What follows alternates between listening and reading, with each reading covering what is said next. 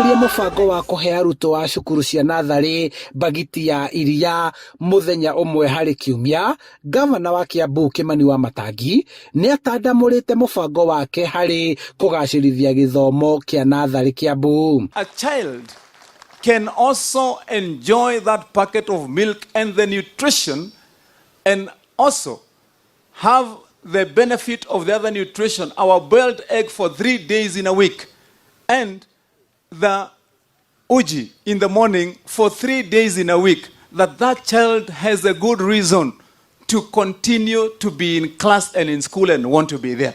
Harĩ kuongerera hinya mũbango wa kũhe arutwo a natharĩ cia mũingĩ ũcũrũ na itumbĩ o mũthenya wa Matangi, nĩ atarĩirie ũrĩa arutani a cukuru ici marĩrĩhagwo mũcara wao hamwe na angĩ kuongererwo nĩguo kũiganania namba ya arutwo ũkĩringithania na arutani.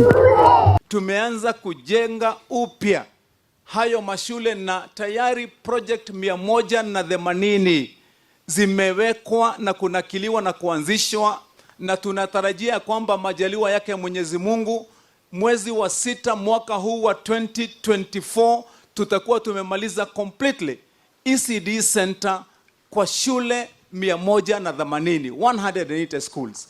Kuma mũbango ũyũ wanjĩrĩrie kaunti-inĩ ya Kiambu, namba ya arutwo a natharĩ cukuru-inĩ cia mũingĩ nĩ yongererekete, kuona thengia ya mũbango wa kũheana irio, irathi iria marathomera no irathiĩ na mbere kũheo ũthiũ mwerũ.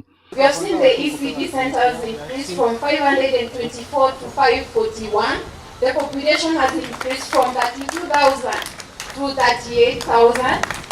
Handũ-inĩ ha Inooro TV kuma kaunti-inĩ ya Kiambu, njĩtagwo Charles Gĩkunga wa Kariũki.